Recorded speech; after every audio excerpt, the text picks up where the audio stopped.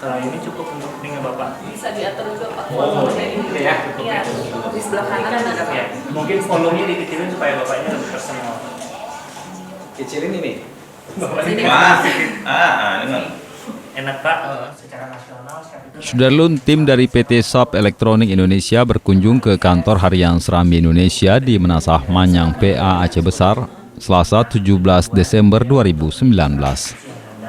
Supaya bisa bekerja nantinya.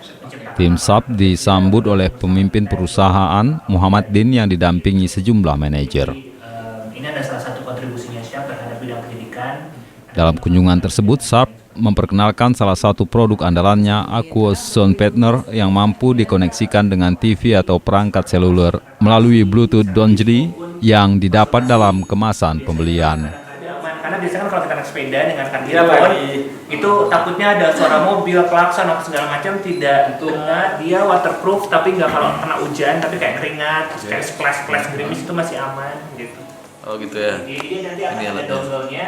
Di Aceh, perangkat musik teranyar yang diciptakan dengan konsep ear-free Bluetooth solderless speaker ini dijual dengan harga Rp1.450.000 per unit.